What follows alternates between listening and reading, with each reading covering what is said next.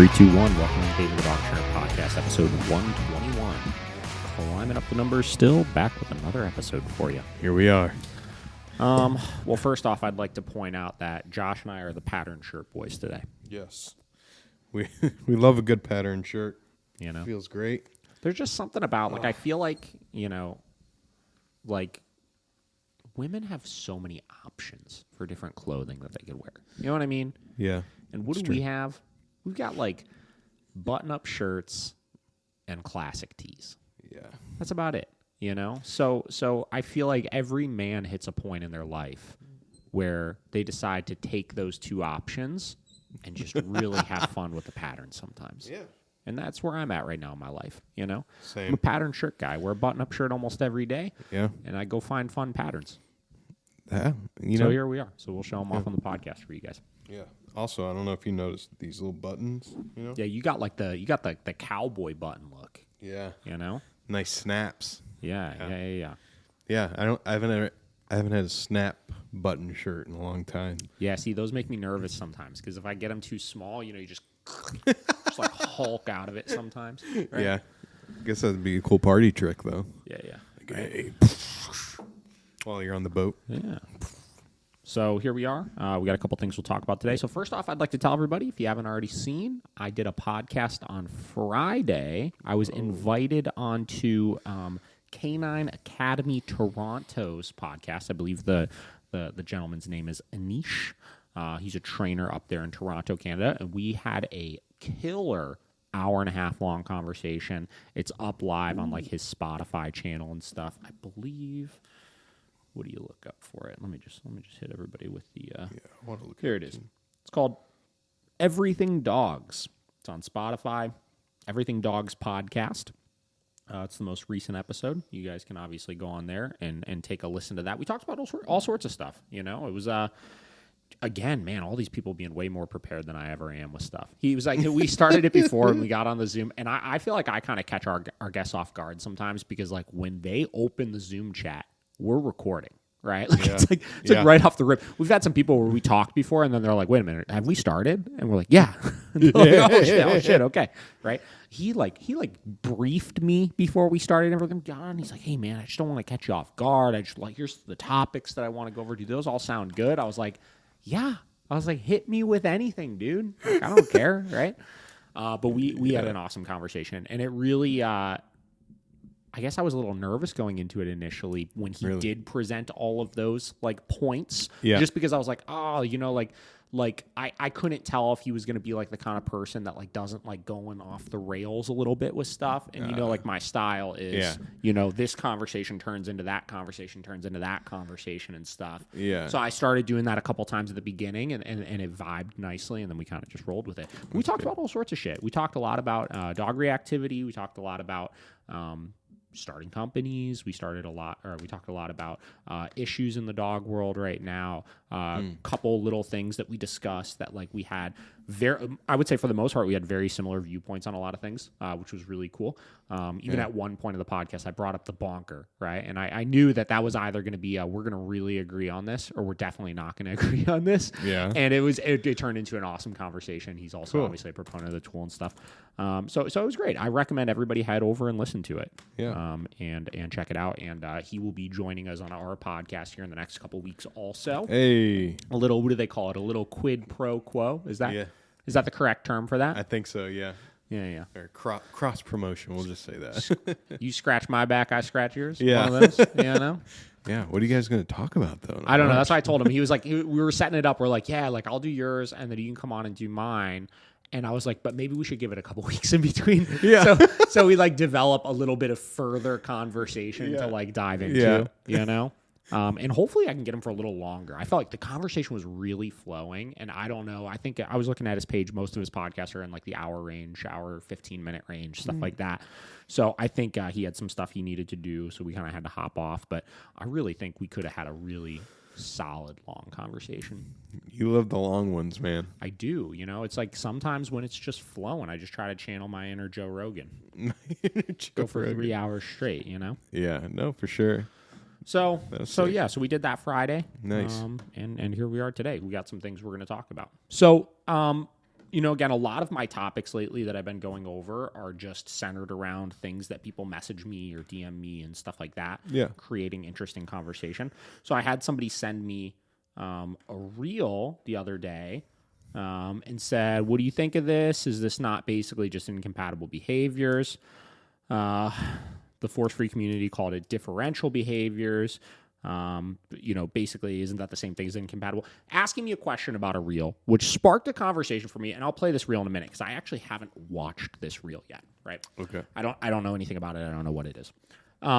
But it kind of sparked this thought that I feel like in the dog world right now, there's so many trigger words or like fancy terminology thrown around that a lot of people don't fully understand, right? Trainers as well as owners, right? Yeah. So today we're going to take this opportunity to dive into the conversation of differential reinforcement a little bit, which is a very common term that the force-free community throws out there. And past just that, as I started digging into it a little bit, as far as finding good articles to read on it and stuff today, it looks like a lot of this started in like the child teaching space. So most of these articles and stuff are centered around psychologists that are working with children, right? So working on like behavioral modification with children and stuff. And then maybe we'll go off in a little tangent on some of that kind of stuff too. Okay. What was the term again?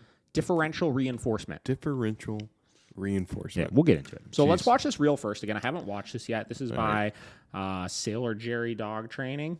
So let's see what we get. Today we're talking about step 4 of the humane hierarchy, and it's actually probably the humane hierarchy. my favorite step that I find the most interesting, and it is differential reinforcement of alternative behaviors, which is a fancy way of saying, find it.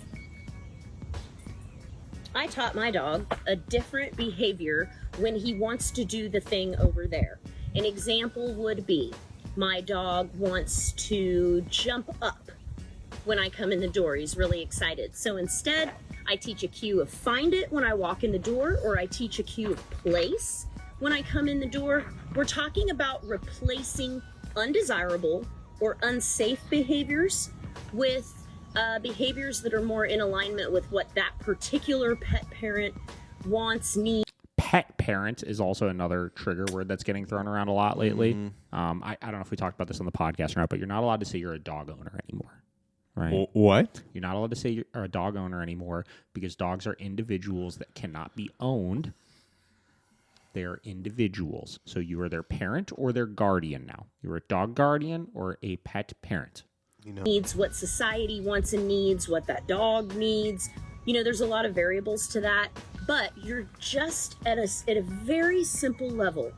All we're doing is replacing a behavior with something more appropriate. Today, we're talking about... Okay, so what she's referring to is incompatible behaviors. She's teaching incompatible behaviors. Differential, and this is what confused the person that sent this to me, right? So differential reinforcement actually has little to do with the behavior that you're teaching. And in a nutshell, differential reinforcement just has to do with what we're reinforcing or not reinforcing, meaning you are reinforcing things you like and removing reinforcement from things that you don't like. Right? So her terminology behind it is actually, she is referring to specifically redirecting the dog with incompatible behaviors, which is not the case, because for differential reinforcement to work, and again, I'm going to read the article and really get sciencey with it, stuff like that. But for differential reinforcement to work, the dog has to realize that there is no reinforcement behind the behaviors that we don't want them to do, which ultimately should, in their world, lead to extinction of that behavior. But if you're constantly just redirecting the dog and giving your cue every time before the dog rehearses the inappropriate behavior, all you're doing is using an incompatible behavior. You're not actually enforcing differential reinforcement at its core with that. So that reel is actually a little bit false. So, sorry, Sailor Jerry Dog Training. Okay, so here's the thing. So I brought up this article. This is from thinkpsych.com. And this is a guide to differential reinforcement in ABA. I actually don't know what ABA is. Let's see if we can find that out real quick. ABA.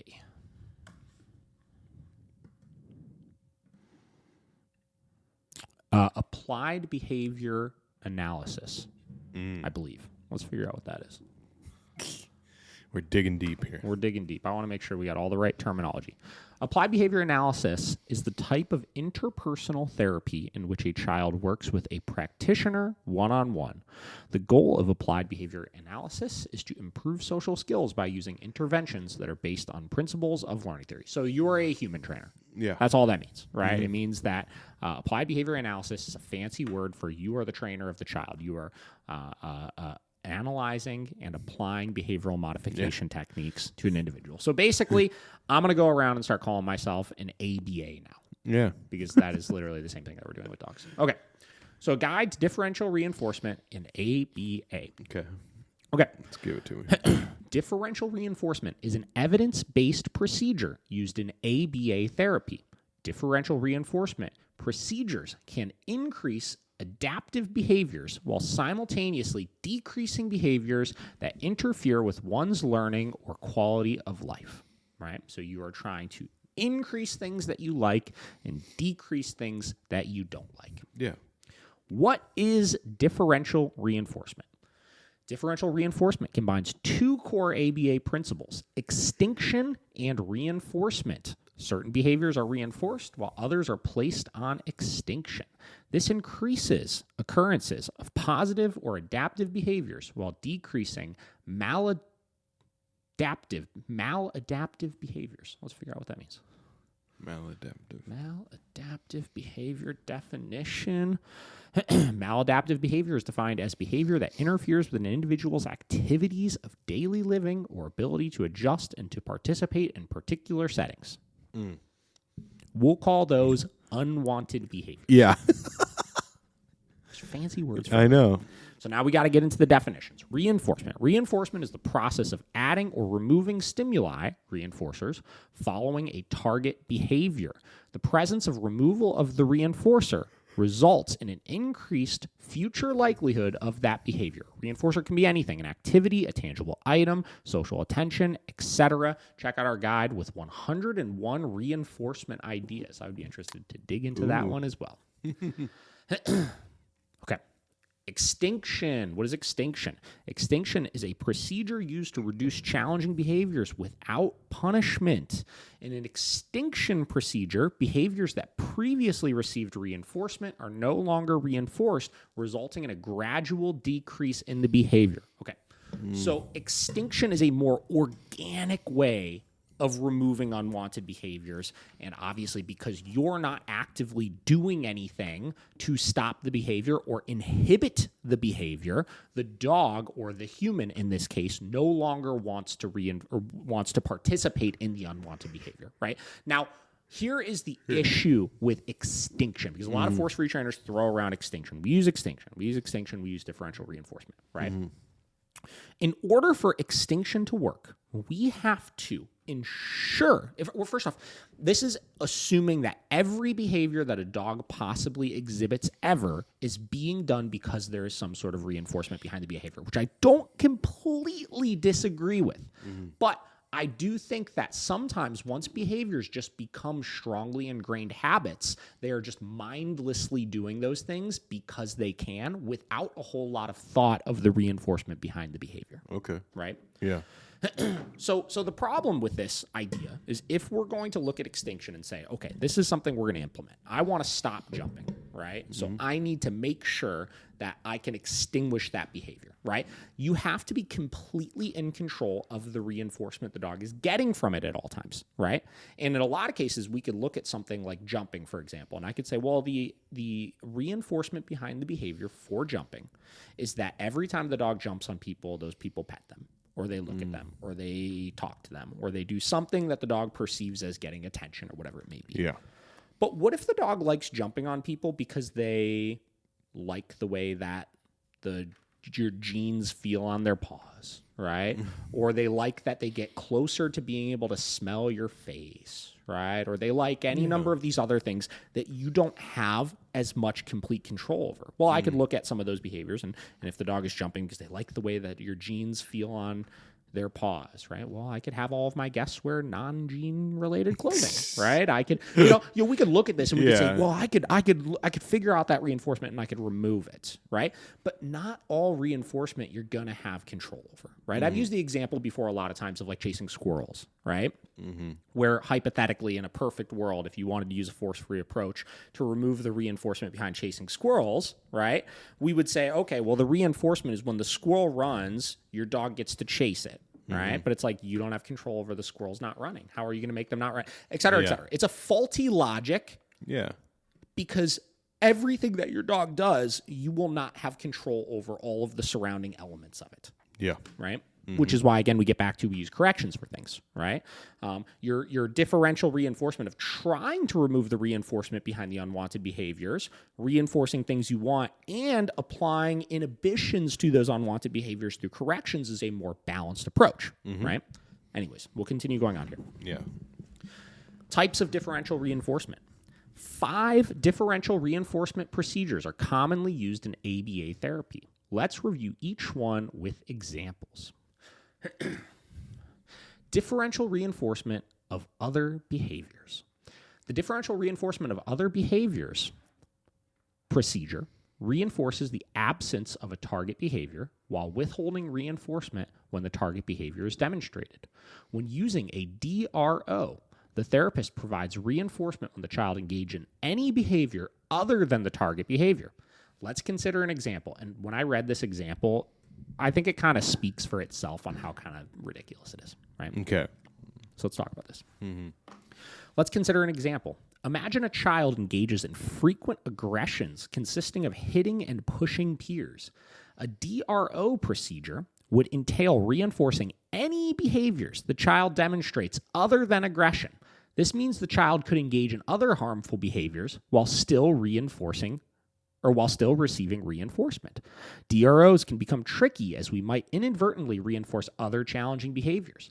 Nonetheless, DRO procedures can be very effective when well planned. So the idea here is that you're ignoring the aggression and you're reinforcing anything else that the child, I keep wanting to say dog, that the child or the dog does aside from that, right? So let's say your dog tries to attack people that come in the door. Well, if they just run over to the door and don't attack the person, you're going to reward them for that. If they run over to the person and bark at them instead of attack them, you're going to reinforce for that. When the dog runs over to them and then jumps on them but doesn't attack them, you're going to reinforce for that, right? Et cetera, et cetera, et cetera. Okay.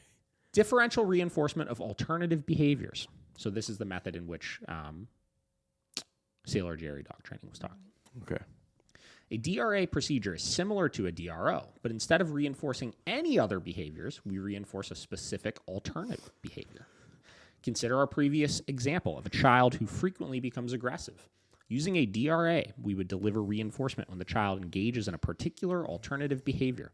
The alternative behavior would depend on the function of the child's behavior. For example, if this child pushes peers to gain attention, an alternative behavior could be greeting or asking the peers to play. When the child greets their peers, reinforcement is provided, and reinforcement is withheld when they push or hit their peers. A DRA procedure can be very beneficial for decreasing a particular behavior while reinforcing a specific alternative behavior. So I just want to. This is a conversation we talk about a lot, right? And there's 2 more forms of differential reinforcement we'll get in also, right? Okay. So my issue with all of this is let's look at how the mind works, right? We are seeking direction at all times, right? We are seeking reinforcement, right? We are seeking direction of what's expected of us, et cetera, right? Yeah. So every single one of these, right, is taking this crazy, roundabout approach of trying to get somebody to stop doing something without telling them to actually stop doing it. Yeah. I can't wrap my head around how that makes any sense. No. Like when you're talking about it, I'm just thinking like, okay, we're addressing everything but the elephant in the room, basically. Yes. Like, how does that? I mean, I guess over time it could diminish it, but I don't think it would ever make anything go away. Sure. If something becomes less fun for me to do, I'm going to do less of it. Yeah. Right? But that does not take it off of the table as far as an option of things that I could do. Yeah, exactly. Right? Like, again, like I could find, I'm sure there's a bunch of things that I could do that are more fun than robbing a bank that somebody could reinforce me for doing if I had a bank robbing problem. But if one day I got the itch because I wasn't getting constant differential reinforcement for the other thing, I got the itch to, let me try to rob that bank again. Yeah. There's nothing that's ever been told to me to not go and do that thing. Yeah. So I'm still going to go and do that thing. Yeah. You know what I mean? Yeah. So because, again, there's still reinforcement behind that, right? Yeah. So, I don't know, whatever. So next one, differential reinforcement of incompatible behaviors. In a DRI procedure, we reinforce incompatible behaviors while placing the target behavior on extinction. An incompatible behavior is one that cannot physically co-occur with the targeted behavior. Let's continue with our aggression example. Consider what behaviors cannot coincide with hitting and pushing. Any behaviors that occupy one's hands cannot co-occur with hitting and pushing. I would actually say that I could occupy my hands holding things and still hit or push somebody. Yeah. For a child who pushes peers, a DRI might consist of reinforcing the child when they occupy their hands with a fidget tool or a stuffed animal. While differential reinforcement of incompatible behaviors can be beneficial, it is not always the best option. Identifying incompatible behaviors that are functional and appropriate for the learner can take time and effort. So would this one be kind of like if your dog is going after a squirrel, you're trying to like use a lure to get away from the squirrel? Would that be what are two things that couldn't go together, right? So like if your dog, well, there's many examples. Let's say you're trying to stop your dog from actually killing the squirrel, right? Well, if your dog is holding an object in their mouth but still chasing the squirrel, they couldn't actually kill it. Yeah. Right? If you're trying to stop your dog from chasing the squirrel, your dog cannot hold a down stay and chase the squirrel at the same time, right? Gotcha. And the difference between the incompatible behaviors and the alternative behaviors. Let's read those two one more time. So consider a DRA procedure is similar to a DRO, but instead of reinforcing any other behaviors, we reinforce a specific alternative behavior. Consider our previous example of a child who frequently becomes aggressive. Using a DRA, we would deliver reinforcement when the child engages a particular alternative behavior. The alternative behavior would depend on the function of the child's behavior. For example, if this child pushes peers to gain attention, an alternative behavior could be of greeting or asking the peers to play. So it's something, okay, so incompatible behavior would not put the child in a position where they can even do the behavior, right? Where in this first example, your child can go and greet and ask peers to play and still push them or hit them, right? Yeah. So in the case of the squirrel, let's look at this from a dog example, right?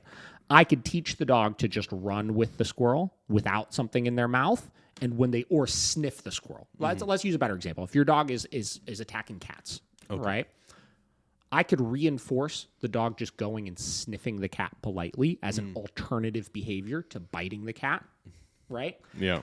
In the case of the incompatible behavior, that's where I would teach the dog to hold something in the presence of the cat because they physically could not still bite the cat then in that moment, right?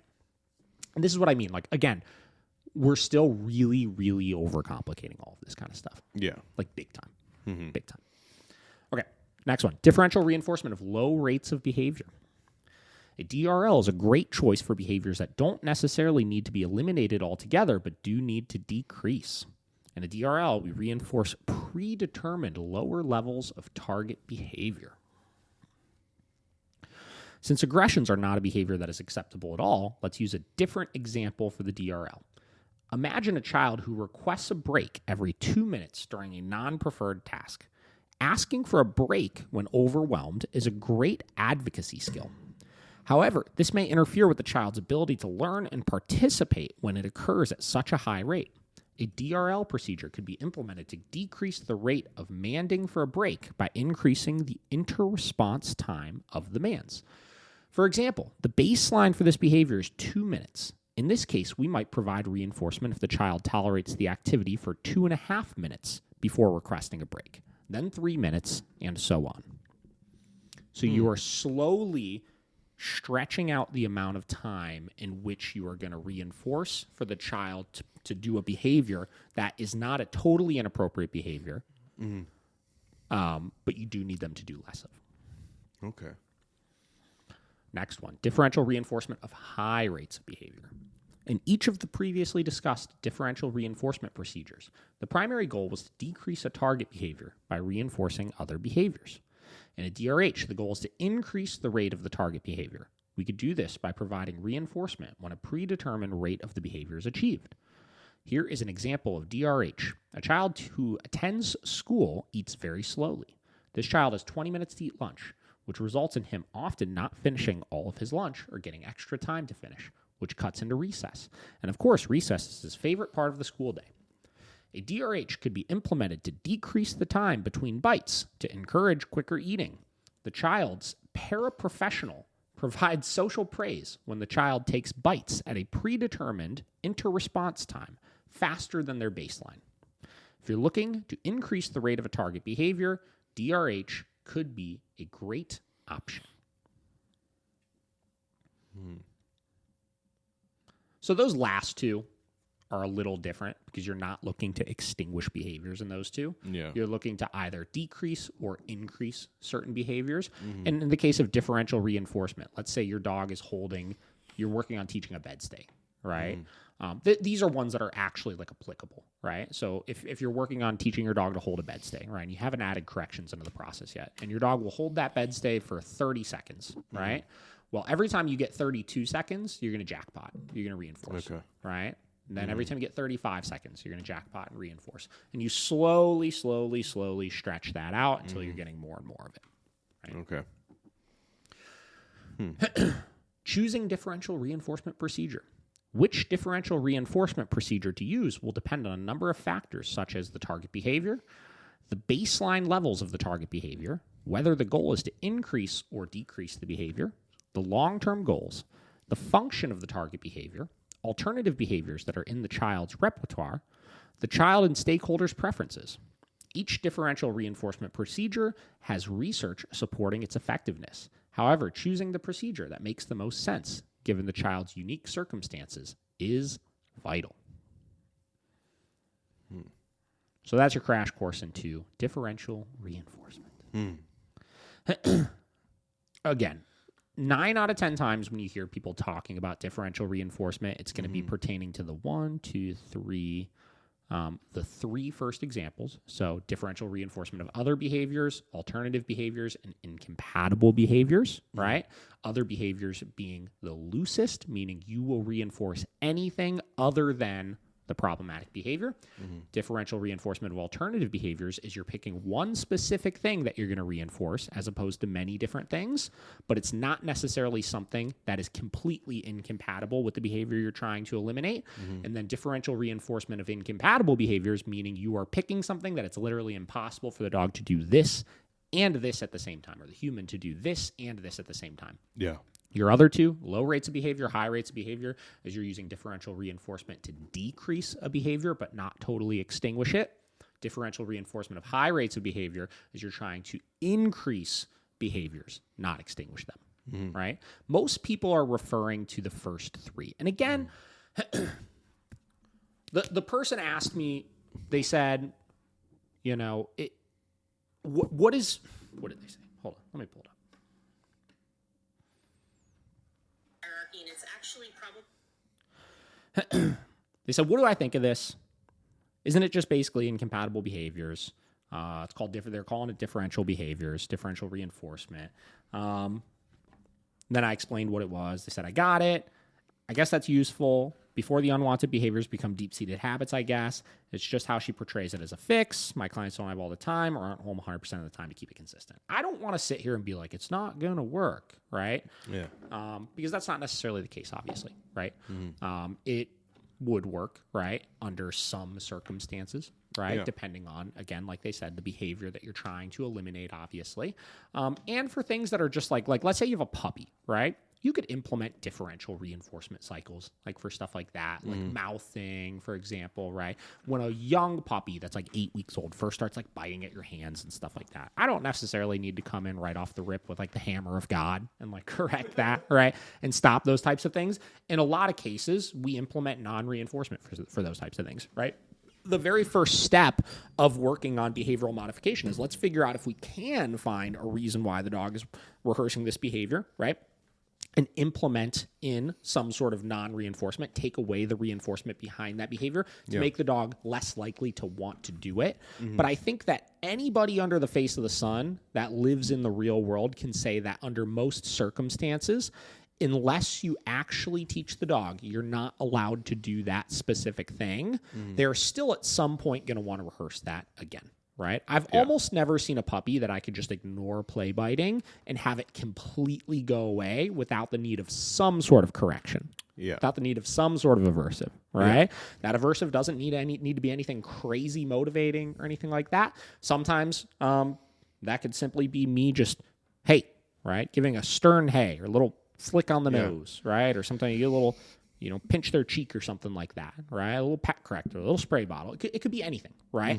But being able to clearly identify and stop an unwanted behavior by actually telling them we don't want you to do this is so beneficial. And that's my problem with when it's presented in this manner of you should do this instead of punishing the behavior, because I just couldn't imagine trying to navigate through life. And let's take differential reinforcement of other behaviors. I couldn't imagine if somebody was trying to tell me to stop doing something, right, in this room, right? Stop fidgeting with this, right? And their way of trying to get me to stop fidgeting with this was to just start randomly rewarding me for anything else that I do in this room, but never actually saying anything when I do that thing. Yeah. I couldn't imagine it. No. I really couldn't, right? Or alternative behaviors, right? If I was fidgeting with this and they said, here's this. Here, hold. Well, this would actually technically be incompatible behavior, right? They said, here, hold this pen. Yeah. Right? And I held this pen, right? And then what accidentally could happen, like they say, is you could accidentally reinforce things that you don't want. What if I start fidgeting with this pen? Because I got a bad habit of doing that sometimes. If I got a pen in my hand, you're this clicking is happening all fucking day long, right? So then you got to say, oh, here, hold this coaster, right? And then I start doing this. If you guys watch our vlogs, every now and then you'll hear this noise in the microphone a lot, and it's because I'm holding a coffee cup, and I'm fucking tapping on that coffee cup. And sometimes I'm holding it really close to my microphone, and it's really fucking annoying, right? But they're never actually saying, hey, can you stop fidgeting with that? Yeah. Because that would be implementing punishment, which would not be humane.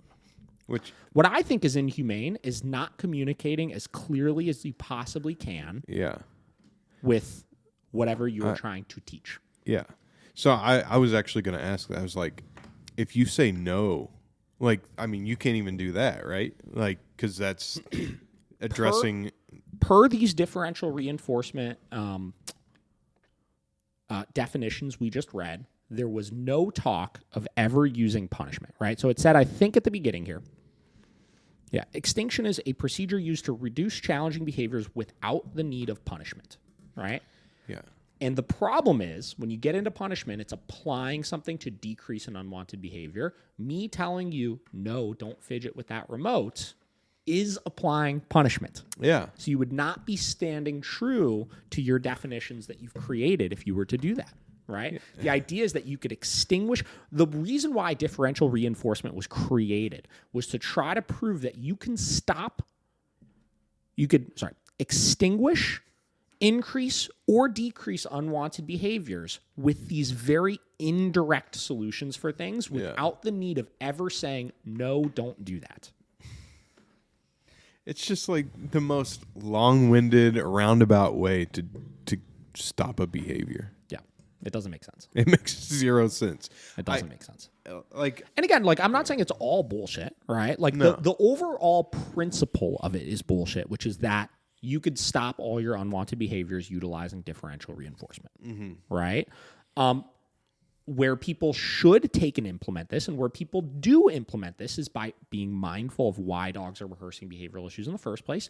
That is, if you're a balance trainer, somehow balance trainers have gotten sandwiched into a category of, if you're using corrections, you're not trying to look at why the dog is rehearsing the behavior in the first place, right? Which is not true, right? No. Anytime I work with a dog that has aggression issues, right, my number one goal is figure out, why is the dog rehearsing this behavioral issue, right? So we can come up with a solution for that to the best of our abilities, because I think there are some things that the reinforcement behind why the dog is doing it, you won't have control over. Chasing squirrels, right? Yeah. You will not have control over what the other squirrels are doing. If I go out in public and people are making kissy noises to my dog and my dog lunges at them, right, I am not always going to have control over other people making kissy noises at my dog. Yeah. Right? So I need to look at, why is the dog rehearsing the behavior in the first place? And then I, as the human, need to logically ask myself, is this a truly warranted reason why a dog would rehearse a behavioral issue if it's something I don't have control over? And if that's the case, I need to manage it. Let me give you an example, right? If I go out in public, right, and let's say I didn't have control over this, which I think I do have control over this. Let's say every time I went out in public, a kid came yelling, screaming, and running full bore at my dog and then bear hugged them, right? And then my dog acted aggressively and bit them. The reason why the dog is rehearsing the behavior is because that child is making a huge commotion, invading their space, and scaring the shit out of the dog. Yep. Right?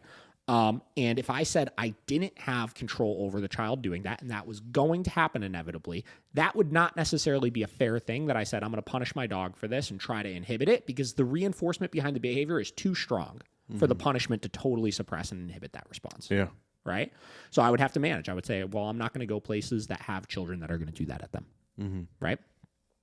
But in the case of kissy noises, somebody makes a kissy noise at my dog when they're walking down the street and my dog lunges and tries to bite their face, that is something that I would look at and use my logical human brain and say that my dog probably can could avoid that distraction, can ignore that distraction. Yeah. Right. So I would punish away that behavior. And though I still don't have control over that, I could punish the behavior, stopping it, and then add in differential reinforcement of other behaviors. And any behavior aside from lunging at the people while they did that, I could reinforce them for it. And I could use a combination of both. Right. Yeah.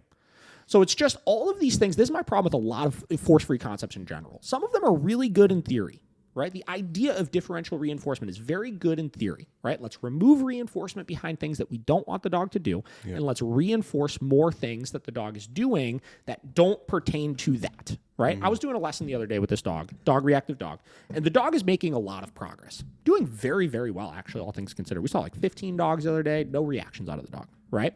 And in comparison, a couple sessions ago when the dog was reacting at every dog they saw, massive progress. So we've been adding differential reinforcement, we'll call it, back into the mix, right? Yeah. And actually, let me categorize this specifically, right?